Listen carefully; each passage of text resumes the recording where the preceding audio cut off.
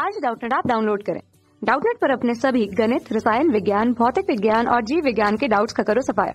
बस प्रश्न की फोटो खींचो, एक ही प्रश्न को क्रॉप करो और तुरंत वीडियो सोल्यूशन पाओ। अभी डाउनलोड करें। इस प्रश्न में हमें दिया है कि बायो-सेवर्ट का नियम लिखिए। पहला हमें क्या लिखना है? बायो-सेवर्ट का नियम लिखना है। दूसरा क्या है? एक इलेक्ट्रॉन की गतिपथ लिखिए जबकि एक चुंबकीय क्षेत्र में प्रवेश करता है। उसमें दो हमें ऑप्शन दिए हैं कि लंबवत या थीटा कोण पर प्रवेश करता है।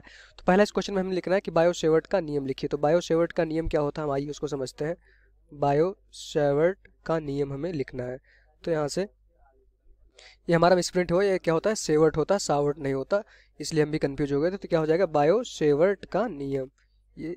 ये नियम हमें लिखना है। अब बायो-सेवर्ट का नियम क्या कहता है कि जब किसी भी धारावाही तार में, जब कोई भी एक तार इस तरह से होता है, इस तरह से तार होता है, उसमें धारा आई बहती है, तो इस धारा पे बहने की वजह से इसके चारों तरफ क्या होता है? एक चुंबकीय क्षेत्र उत्पन्न हो जाता है। तो किसी भी धारावाही कुंडली, किसी भी तार में धारा बहने की वजह से हम मान लेते हैं कि क्या है, इस तार की लंबाई dl है। इस तार की लंबाई को हमने क्या, इस तार का एक खंड लिया जिसकी लंबाई अभी क्या है? dl।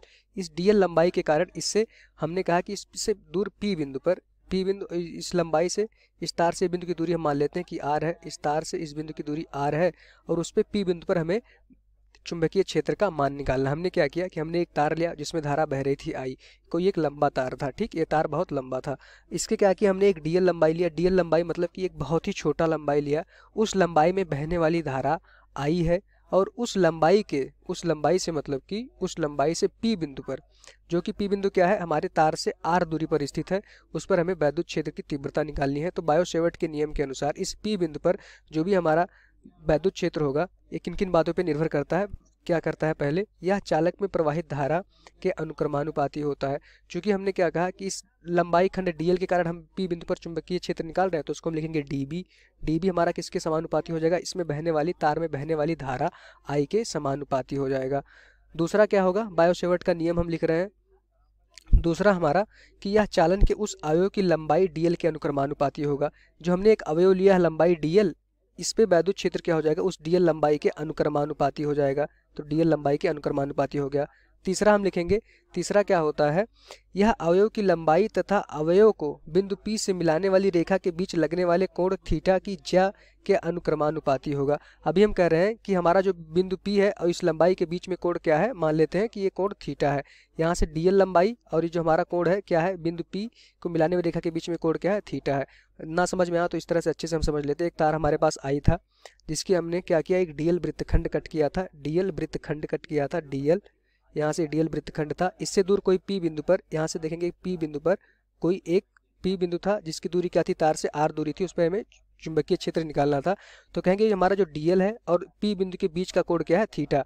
तो यह क्या होता है? हमारा db जो होता है इस बीच के कोण के क्या होता है? साइन के समानुपाती होता है, साइन थीटा के समानुपाती होता है। तथा इसमें चौथा बिंदु जो था, चौथा क्या था कि यह बिंदु P, ये बिंदु P और इस dl लंबाई के बीच की दूरी के स्क्वायर के या वर्ग के व्युत्क्रमानुपाती होता था। तो यहाँ से देखेंगे db हमारा क्या हो जाएगा? इन इसके बीच की दूरी, तार और बिंदु P के बीच की दूरी जो r है उसके क्या होता है? व्युत्क्रमानुपाती होता है। तो यहाँ से हम देखेंगे जो हमारा बायो-सेवर्ट नियम आएगा, इन चारों समीकरण को मिला देंगे तो हमारा जो db हो जाएगा किसके व्युत्क्रमानुपाती हो जाएगा? इन चारों को अगर मिलाएंगे तो क्या हो जाएगा? db हमारा समानुपाती हो जाएगा धारा I के, dl के, और क्या होगा? साइन थीटा के, और किसके व्युत्क्रमानुपाती हो जाएगा? r स्क्वायर के व्युत्क्रमानुपाती हो जाएगा। तो अगर ये हमारा, ये हम समानुपाती का अगर चिन्ह हटाएंगे तो हमारा जो ये db हो जाएगा उसकी वैल्यू क्या हो जाएगी? म्यू नॉट अपॉन 4 पाई, क्या हो जाएगा? I dl sine theta upon r square. तो ये हमारा क्या होता है? किसी भी धारावाही तार में बहने के कारण उससे p बिंदु पर, जो कि तार से r दूरी पर होता है, उसके लिए चुंबकीय क्षेत्र का ये फार्मूला होता है। यही हमारा बायो-सेवर्ट नियम है। तो बायो-सेवर्ट नियम क्या कहता है कि किसी भी तार में जो भी धारा बहती है I, उस तार में धारा बहने की वजह से उससे दूर कोई भी बिंदु P पर हम चुंबकीय क्षेत्र निकाल सकते हैं। और उसका फार्मूला क्या होता है? Mu naught upon 4 pi I dl sine theta upon r square. dl क्या होता है? इस तार की स्मॉल या फिर एक छोटा सा वृत्तखंड हमने लिया, वो हमारा क्या कहलाता है? dl कहलाता है। तो यहाँ से अगर इसका हम सदिश रूप देखेंगे, इसका एक सदिश रूप भी होता है। db की वैल्यू क्या होगा चुंबकीय क्षेत्र का? म्यू नॉट अपॉन 4 पाई, यहाँ से देखेंगे I dl क्या हो जाएगा? इंटू आर, सदिश रूप हम देख रहे हैं। तो साइन थीटा क्या हो जाएगा? साइन थीटा को हम लिख सकते हैं dl और इंटू आर अपॉन में क्या हो जाएगा? आर क्यूब, ये आर से आर हमारा कट जाएगा तो यहाँ क्या बचेगा, आर स्क्वायर बचेगा और साइन थीटा आ जाएगा। तो हमारा क्या होगा, ये हमारा सदिश रूप हो गया। तो यही हमारा क्या है, बायो-सेवर्ट का नियम है। और इस बायो-सेवर्ट की नियम की सहायता से हम किसी भी बिंदु पर चुंबकीय क्षेत्र अपना निकाल सकते हैं। अब क्वेश्चन में हमसे दूसरा पार्ट पूछा गया है कि इसमें हमसे दूसरा पार्ट पूछा गया था, ये हमारा दूसरा पार्ट है कुछ क्वेश्चन में, कि एक कोई कण है जो एक समान चुंबकीय क्षेत्र में प्रवेश करता है, उसका कण की हमें त्रिज्या ज्ञात करनी, कण का पथ क्या होगा ये हमें बताना है। गति का पथ लिखिए जबकि एक समान चुंबकीय क्षेत्र में प्रवेश करता है। तो यहाँ से हम देखेंगे कोई हमारा इस तरह से एक कण था जो जिसका वेग क्या था, v था, वो एक समान चुंबकीय क्षेत्र अंदर की तरफ क्या कर रहा है, इसमें घुस रहा है।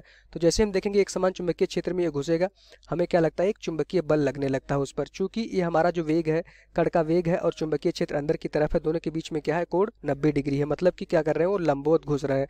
मान लीजिए कि यहाँ से घुसता है v वेग से, तो जैसे ही इस चुंबकीय क्षेत्र एक समान चुंबकीय क्षेत्र में घुसेगा, उस पर एक क्या होगा, इस वेग के लंबवत एक बल लगेगा जिसको हम कहते हैं लॉरेंज बल। जैसे ही अंदर घुसेगा एक समान चुंबकीय क्षेत्र में तो उस पर एक बल लगेगा, वो बल क्या होगा, हमारा इस वेग के लंबवत दिशा में लगेगा। तो हमें पता है अगर कोई भी बल वेग के लंबवत दिशा में लगता है तो उसका पथ कैसा हो जाता है, वृत्ताकार पथ हो जाता है। तो पहले केस में क्या हो जाएगा, जब कोई भी कण एक समान चुंबकीय क्षेत्र में क्षेत्र के लंबवत घुसता है तो उसका पथ क्या हो जाता है, वृत्ताकार हो जाता है। वृत्ताकार क्यों हो जाता है, क्योंकि जो भी हमारा चुंबकीय बल होता है वो क्या होता है, Q V cross B. V cross B क्या होता है, मतलब कि जो बल की दिशा होती है वो v और चुंबकीय क्षेत्र b के दोनों के लंबवत होता है। तो हमें पता है अगर कोई भी बल वेग के लंबवत लगता है तो उसका क्या करता है, वो उसकी दिशा को परिवर्तित कर देता है, वृत्ताकार गति कर देता है। इस तरह से अगर कोई भी वेग इस दिशा में है, बल इस दिशा में लगता है, तो हमारा क्या हो जाएगा, इसकी गति को क्या करेगा, ये वृत्ताकार गति लगातार करते रहेगा। तो ये क्या हो जाएगा, हमारा वृत्ताकार गति हो जाएगा। इसमें जो दूसरा पूछा गया था कि किसी थीटा कोण पर घुसता है, तो ये हमें समझना पड़ेगा। मान लेते हैं हमारे पास एक समान चुंबकीय क्षेत्र ये था, अंदर की तरफ चुंबकीय क्षेत्र था। अब कोई कण क्या कर रहा है, इस तरह से कोई कण था, अब वो एक समान चुंबकीय क्षेत्र में थीटा कोण पे, इस जो हमारा चुंबकीय क्षेत्र है उसे थीटा कोण पे इसमें घुसता है। पहले क्या था कि लंबवत घुस रहा था तो क्या होगा, वृत्ताकार होगा। अब क्या कह रहा है, चुंबकीय क्षेत्र से थीटा कोण पे इसमें घुस रहा है। इस समय क्या है, हमारा चुंबकीय क्षेत्र अंदर है और हमारा जो वेग है वो क्या है, चुंबकीय क्षेत्र से थीटा कोण पे बना हुआ है। तो हम देखेंगे अपने वेग के दो घटक करेंगे। एक घटक क्या होगा, v cos थीटा, एक घटक ये हमारा आ जाएगा v cos थीटा, ठीक। एक घटक क्या हो जाएगा हमारा v sin थीटा। तो यहाँ से देखेंगे जो हमारा v cos थीटा होगा वो क्या हो जाएगा, ये हमारा चुंबकीय क्षेत्र के पैरेलल हो जाएगा, मतलब समांतर हो जाएगा। ये हमारा चुंबकीय क्षेत्र के समांतर हो जाएगा, अंदर की तरफ चुंबकीय क्षेत्र के समांतर हो जाएगा। तो इस पे क्या होगा, हमारा चुंबकीय बल शून्य हो जाएगा, क्योंकि जो हमारा v और b के बीच में कोण होता है क्या होना चाहिए, 90 डिग्री होना चाहिए। अगर यहाँ से देखेंगे v b के बीच में 0 डिग्री कोण हो जाएगा तो जो बल हमारा होता है उसका फार्मूला क्या होता है, Q V B sine theta. तो यहाँ से साइन 0 क्या हो जाएगा, हमारा 0 हो जाएगा। तो ये हमारा चुंबकीय क्षेत्र के जो समांतर होगा क्या होगा, इस केस में हमारा बल क्या हो जाएगा, चुंबकीय बल शून्य हो जाएगा। दूसरा देखेंगे एक घटक आएगा v साइन थीटा। अब हम देख पा रहे हैं कि ये हमारा जो है इस चुंबकीय क्षेत्र के लंबवत है, तो इस पे क्या लगेगा, एक चुंबकीय बल लगेगा। तो यहाँ से ये v साइन थीटा क्या करेगा, वस्तु को इस वृत्ताकार पथ पे गति करवाएगा, इस दिशा में इसको क्या करेगा, घुमाने की कोशिश करेगा। और v cos थीटा क्या करेगा, इसको एक क्षैतिज गति देगा। मतलब कि अगर इसको हम अच्छे से बनाएं तो कुछ इस तरह से था कि ये जो हमारा v cos थीटा था इस दिशा में लग रहा था, v cos थीटा हमारे वस्तु की गति इस दिशा में लग रही थी, और ये v साइन थीटा क्या था, इधर लग रहा था, v साइन थीटा। तो v साइन थीटा जो था हमारा चुंबकीय क्षेत्र के लंबवत था। तो क्या होगा कि जो हमारा बल लगेगा वो इसके कारण आएगा, एक चुंबकीय बल आएगा। वो क्या करेगा, चुंबकीय बल हमें पता चलता है कि एक समान चुंबकीय क्षेत्र में कोई भी आवेशित कण घुसता है तो जो भी हमारा चुंबकीय बल होता है वो क्या करता है, वृत्ताकार गति करवाता है। तो ये क्या करेगा, ये हमारा वृत्ताकार गति करवाएगा, ये तो हमारा वृत्ताकार गति करवाएगा। और v cos थीटा क्या करवाएगा, हमारी रैखिक गति करवाएगा, रैखिक गति करवाएगा। तो यहाँ से जो कण की गति हो जाएगी वो क्या हो जाएगी, कुंडली कार। देखेंगे ये हमारा क्या करेगा, इसको वृत्ताकार गति करवाएगा इस दिशा में, और ये हमारा v cos थीटा इसको क्या करवाएगा, आगे की तरफ बढ़ाएगा। तो जो हमारा कण की गति हो जाएगी वो कैसी हो जाएगी, एक कुंडलीकार गति हो जाएगी। इसको क्या बोलते हैं हम, कुंडलीकार गति इसको बोलते हैं, कुंडलिन गति बोलते हैं।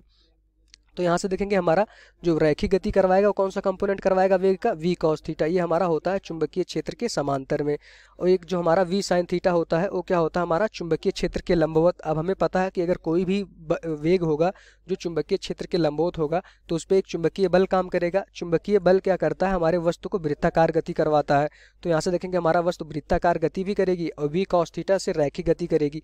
अगर मान लेते v cos थीटा हमारा शून्य हो जाता, v cos थीटा हमारा शून्य हो जाता तो वस्तु हमारा लगातार इसी पाथ पे घूमना स्टार्ट करती, एक ही वृत्ताकार गति करती। लेकिन अगर v cos थीटा रैखिक गति हो जाएगा तो ये घूमेगा भी और क्या होगा, आगे भी बढ़ेगा। इसका एग्जाम्पल अगर हम देखें तो क्या होता है, हमारी साइकिल की चलती हुई पहिया, साइकिल की चलती हुई पहिया को अगर हम देखेंगे तो उसमें क्या होता है कि साइकिल की पहिया आगे भी चल रही है और उसका जो पहिया है वो घूम भी रही है, तो उस गति को क्या कहते हैं, हम कुंडलीकार गति कहते हैं, और वही इसका एग्जाम्पल हो जाएगा। तो यही हमारा आंसर हो जाएगा। Thank you. कक्षा 6वीं से 12वीं से लेकर नीट, IIT, JEE वो एडवांस के लेवल तक 1 करोड़ से ज्यादा छात्रों का भरोसा। आज ही डाउनलोड करें डाउटनेट ऐप या व्हाट्सएप करें अपने सारे डाउट्स 8400 400 400 पर।